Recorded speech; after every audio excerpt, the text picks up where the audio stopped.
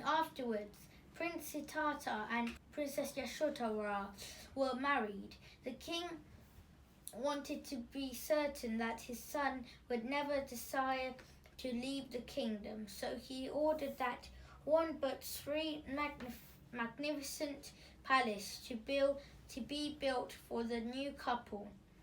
Make them as beautiful as possible, he told the chief builder.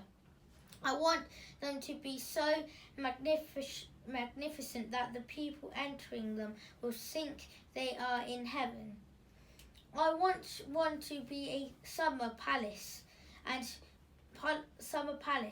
made of cool marble and surrounded by refreshing pools and fountains.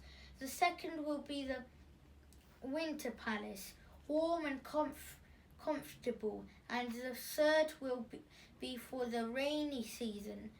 Place these palaces in the middle of a large park with beautiful scenery in every direction, and surround the park with a large wall, so that nothing unpleasant from the outside world can ever get in. Everything is to be so perfect that Prince Siddhartha will never be tempted to leave. The king did everything possible to make these new homes attractive to the prince. He had the most skilled musicians in his kingdom, playing there throughout the day and into the night. All the servants were beautiful young dancing girls, and the chefs in the kitchen were instructed to serve a never-ending variety of delicious food. Nothing was allowed into the palace that might disturb the prince's mind and make him want to leave. And so for many years, Prince Siddhartha lived in these heavenly surroundings. From morning to night, he was entertained in 1,000 ways. He never heard any sound that was not sweet and pleasant, and never saw anything that was not beautiful. For instance, if one of the servant girls became ill, she was removed from the palace and was not allowed to return until she was better again. In this way, the prince never saw sickness or anything that might disturb his gentle mind.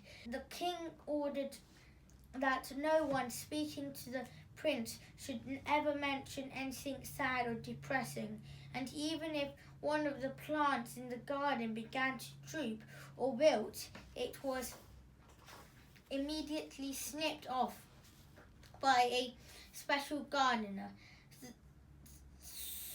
The prince never even saw a faded or dying flower. In all these ways, then he was kept ignorant of the suffering and unpleasantness in the world. Time passed, and as if in a dream, Yashodhara gave birth to a son, Rahula, and everything seemed perfect.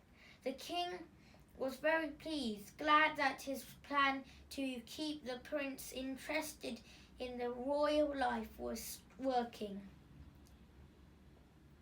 out so well.